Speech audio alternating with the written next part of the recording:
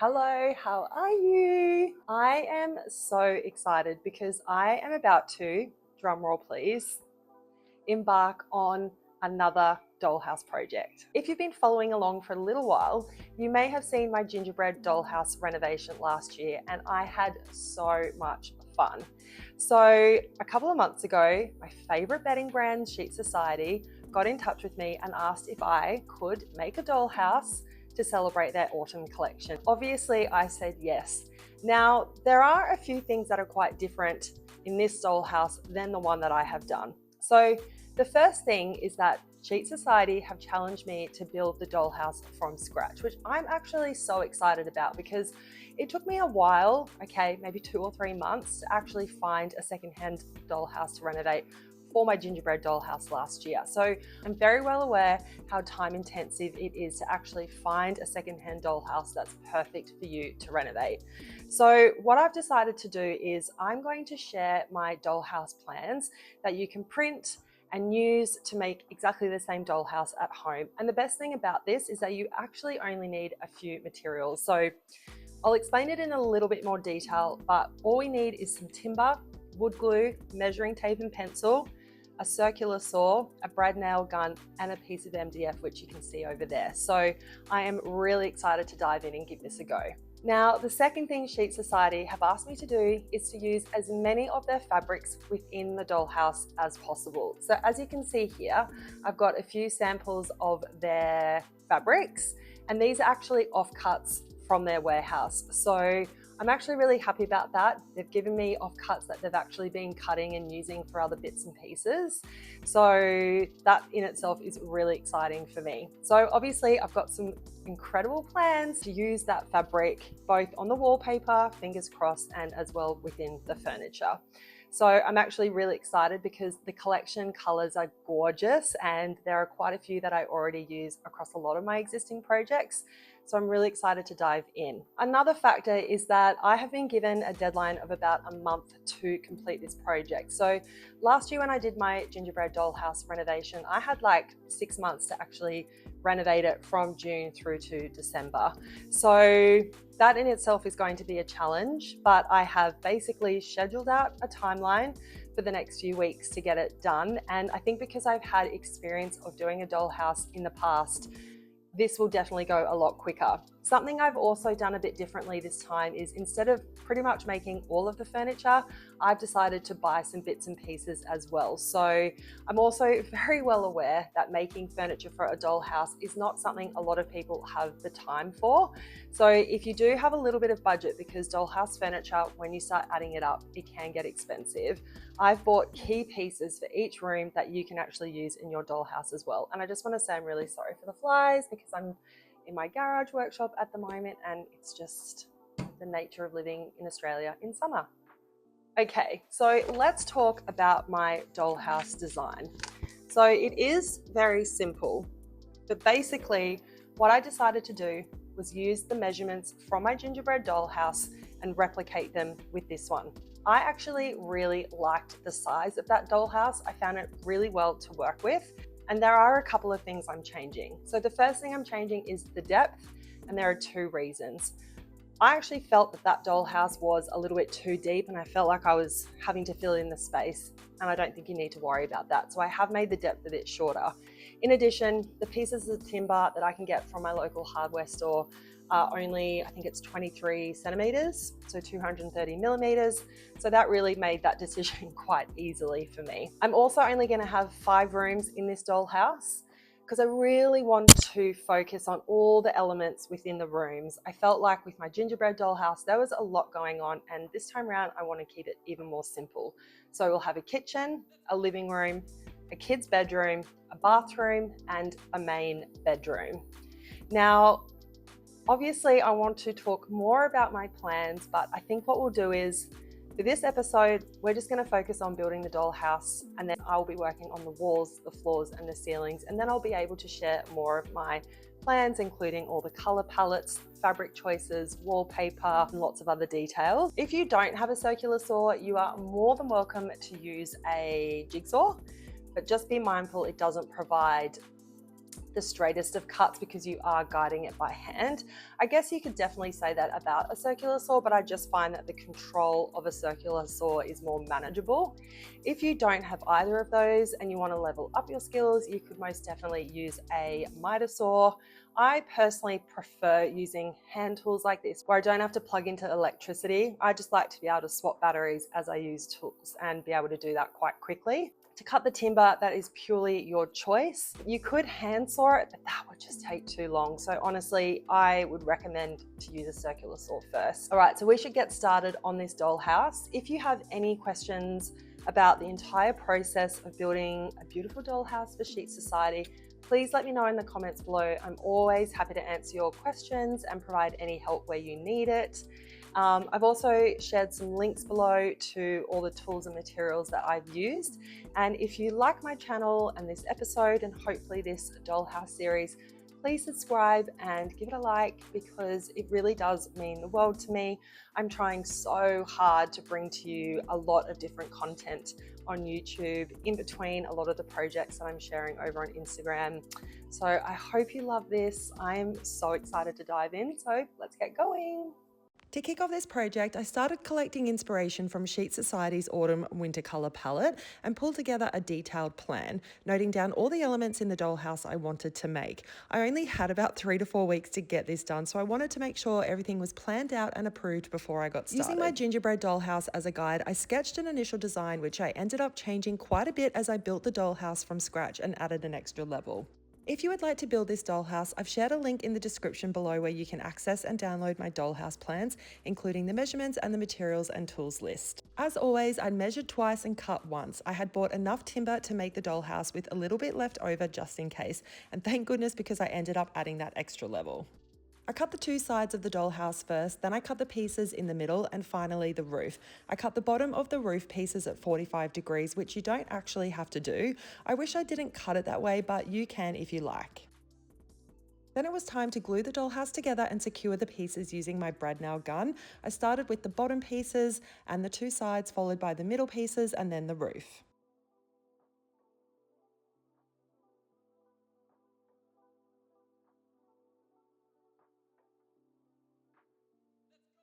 I also added 2 windows on each side of the dollhouse and cut them out using my jigsaw. After figuring out the measurements and the size of the windows using a ruler and a pencil, I drilled a hole into the window space, which allowed me to insert the jigsaw blade and cut the windows out.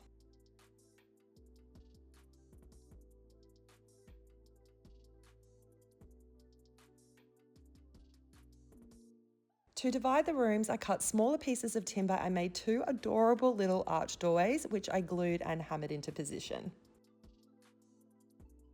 And there you have it, the sweetest little DIY dollhouse I've ever seen. This was so satisfying and surprisingly easy to make.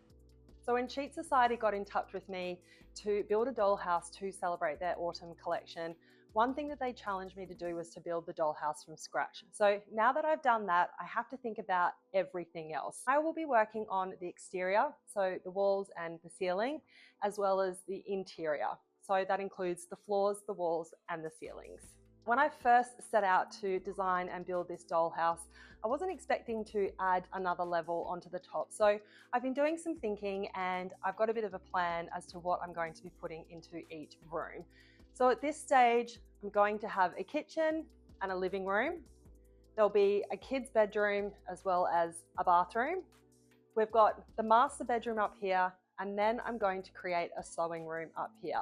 I absolutely love sewing. If you follow me over on Instagram, you'll see that I have a bit of a penchant for finding secondhand bed sheets and turning them into 2-piece sets. So it also made a lot of sense to create a sewing room because Sheet Society have given me a lot of their offcuts that I can repurpose throughout the dollhouse. But I think obviously how cute would it be to have their fabrics appear in the sewing room as well. So I am very excited about all the rooms. But before we get into what's going to happen on the inside, I want to quickly run you through what my plans are for the exterior. So the first thing I want to do is work on the sides. I'm going to do some vertical cladding on the walls, and I'm also going to frame the windows and add little flower boxes as well. I already know what color I'm going to paint the exterior. It's a color I use a lot, and I do have some of that leftover paint in my garage here, so it just makes sense to use that color.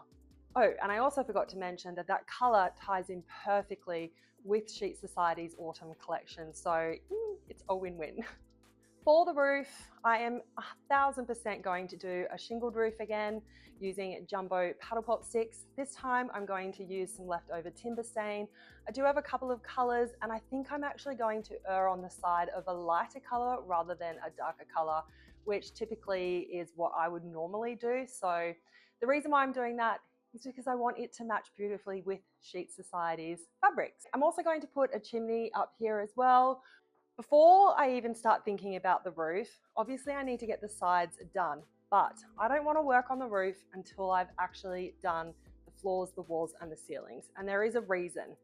So as you can see here, I don't actually have a back on the dollhouse yet, and I think I've come up with the most genius hack for applying wallpaper before I put the back on. I found when I did my gingerbread dollhouse project last year, putting wallpaper into a dollhouse with a back wall was quite surprisingly a bit of a challenge. And I think it was because I was woefully underprepared and I didn't have enough wallpaper to use. So I really had to come up with some solutions on the fly. But this time round, what my plan is, I'm going to cut the back using a thin piece of MDF.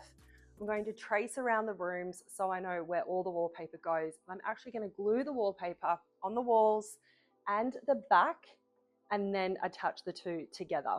It is a little bit random and a bit out of order from what I would normally do, but I'm all for working smarter, not harder, and I just hope it works. When it comes to wallpaper, this is so exciting for me. So wallpaper, generally, when you buy it from, say, Spotlight in Australia or Amazon, you can typically get a book of craft paper, which can range, if it's on sale, anywhere between $20 to $40. Now, sometimes you need to buy lots of those in order to get the right scale paper. But something very unique about this project is that Sheet Society asked me if I could use their artwork files from their latest autumn collection and see if I can get them made into wallpaper. So that is something I'll be doing later today or maybe tomorrow, depending on how much time I have. I'm going to head down to a printer in Noosa and see if I have any luck. If I don't, I'm going to have to probably use their fabrics. They really want me to hero their designs in the dollhouse, and I agree. I think it would look absolutely amazing. So stay tuned on that front. I took a chance later that day and went to Simply Print here in Noosa to see if we could make miniature wallpaper using Sheet Society's autumn collection artwork files. We spent a bit of time reducing the file size and repeating the design across the page, as well as debating the right paper stock. And as you can see here, it came out of the printer beautifully and I was so happy. I've literally just spent the best 45 minutes inside a print shop here in Noosa. It's called Simply Print, and at first I was like, there was absolutely no way I can make that happen. Like, I live in Noosa, we don't have any printers, we've only got Officeworks. I did a little Google search and I found Simply Print, so I've come down here today to see if it's possible, and guys, it is. Honestly, this is so insane. Look how cute these Sheet Society patterns look. So cute. Like, I have not had the enjoyment of getting my own wallpaper printed for a dollhouse, and this is actually ridiculous. So it can be done. I'm very excited, and the team at Simply Print was so lovely. So if you're ever in Noosa and you need something to get printed, make sure you visit those guys. But yeah, this is ridiculous. I'm so happy. The stock is absolutely perfect, so it's not too thick, not too thin, and the finish is matte. I didn't want anything shiny. I was really worried about the stripes, but we absolutely nailed it, and I made sure that the stripes were placed vertically. Look, like, that is the cutest ever. Once I got home, I decided to finish the sides of the dollhouse before I started installing the wallpaper. I used popsicle sticks and hot glue to give the exterior a modern farmhouse look. I also created the cutest little flower boxes and then started to fixate on the detail and filled in the gaps with wood filler, which I sanded smooth once it had dried. Following this, I painted the exterior walls a gorgeous dusty blue to match Sheet Society's autumn colour palette, and I painted the window frames and flower boxes white to create some nice contrast. Then it was time to choose which wallpaper would go into each room. Once I chose the wallpaper, I traced around the dollhouse using a pencil onto a thin sheet of MDF. This is going to be the back wall of the dollhouse and where I'm going to apply the wallpaper.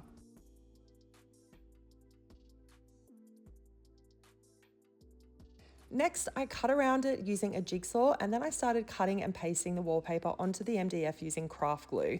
As you can see, I traced around the timber everywhere and accounted for the thickness of the timber, which allowed me plenty of space to glue the wallpaper onto the MDF without having to worry about overlapping and appearing in another room.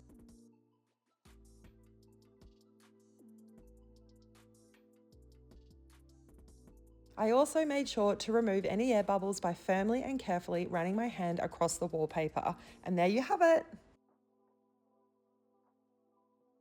All right, so I thought I would give you a bit of an update as to where I am at with the dollhouse. As you can see here, I have done the back of the dollhouse, which I'm so excited about.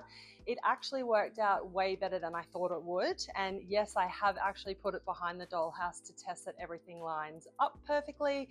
So I'm very, very relieved. In addition to that, I have also been working on the wallpaper already. I wanted to do a couple of the rooms first, basically just to get back into the swing of things and to figure a few things out before I shared the best approach for this type of dollhouse. What I'll be doing next is I'll finish wallpapering the last two rooms in the dollhouse, and then I'm going to start working on the floors, and then I'll work on the roof and the chimney. So I've got lots of ideas swirling in my head, but at this point, because this is such a big part of the project, I'm just taking everything step by step and not getting, I guess, too far ahead of myself, because there are so many little decisions that need to be made. So that's where I'm at, and yeah, let's keep making. Okay, let's take a closer look at the wallpaper. This is the back of the dollhouse, and I made sure that the prints looked really good together while also considering the colours. As you can see, I have already applied the wallpaper in a few of the rooms and made sure that the stripes lined up beautifully.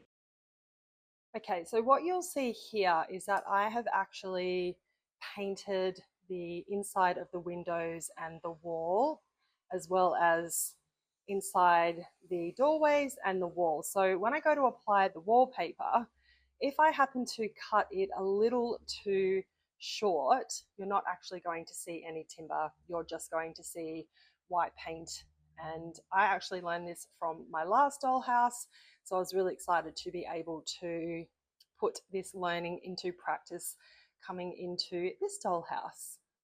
Because I was able to organize the wallpaper for each room, I have decided to use it on the ceiling as well, and actually spent a lot of time making sure that the stripes lined up perfectly, as well as the other patterns. So I know it's looking a little rough on the outside, as you can see the folds, but I will be hiding those once the floors are in. So I am absolutely not worried about that at all. If anything, I'm just feeling a little bit impatient because I want to see what it looks like, but there's just so many other things that need to happen before I'll be able to see this in its finality once this stage is finished. But I'm actually really happy with how it looks. And here we've got the exterior. So I'm really happy with how the cladding looks.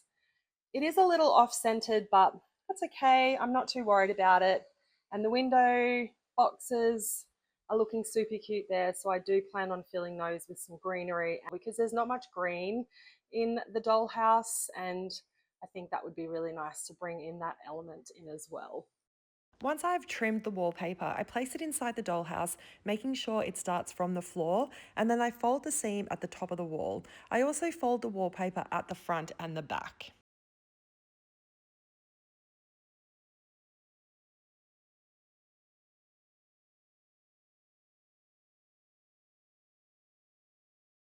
The reason why I do this is to make sure I leave plenty of allowance for gluing the wallpaper onto the timber.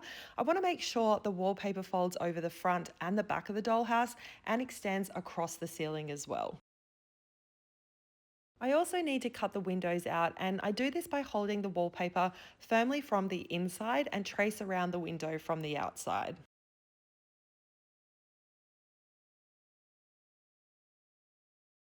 My window isn't perfect, but this is not IKEA. However, you won't notice it once the wallpaper is on and I've placed flowers in the window boxes. I apply craft PVA glue to the back of the wallpaper, making sure to glue all over the paper and right up to the edges. And now it's time to place the wallpaper in the dollhouse.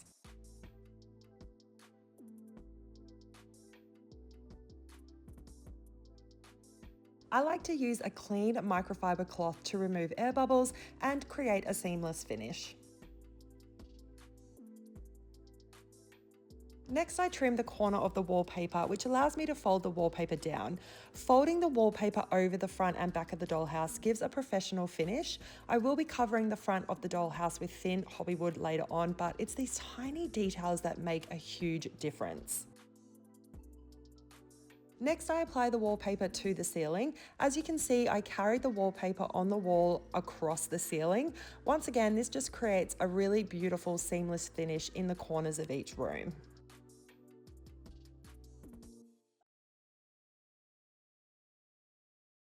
Ideally, I would have preferred to apply one piece of wallpaper to the ceiling instead of two, but in this instance, it's totally okay because the miniature print is so busy. I just made sure it was cut and applied perfectly to avoid any awkward paper joins.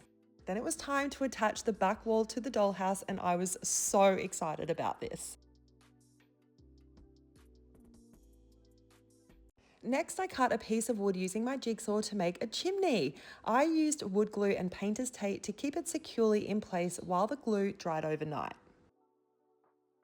Then it was time to cut a bazillion popsicle sticks. This was something I did while binging the Twilight series, lol, but I think I made over 800 to 1,000 cuts and got a blister, but it's worth it when you see the shingle roof and floors come to life. Speaking of which, I approached the shingle roof differently this time. I glued each piece on using hot glue, but instead of painting the roof like I did last time, after I glued each row, I used a tiny bit of timber stain to change the colour of the popsicle sticks. This process worked really well, and it was so exciting to see it come together so quickly.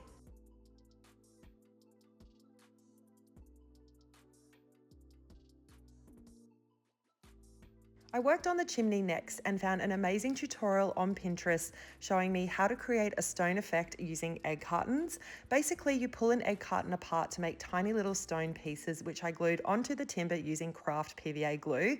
And then I used water-based acrylic paint and painted it white. Next, it was time to work on the floors. For this dollhouse, I wanted to give every room a different look. I used the same method for making the popsicle stick floors as last time. I reused cartons, which I first placed into the dollhouse to create a floor template. I covered the cardboard using double-sided tape, which I got Forest Steel from Kmart. And then I placed the popsicle sticks on top in different patterns, including offset and herringbone.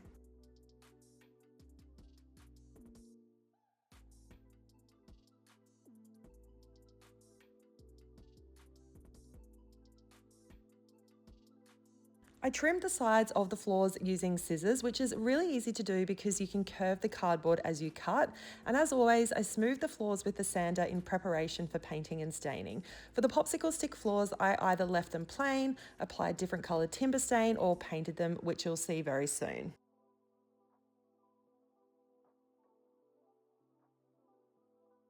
I also made a tiled checker floor for the bathroom using hobbywood and a harlequin checker floor for the kitchen. I used contrasting colours inspired by Sheet Society's autumn collection, of course.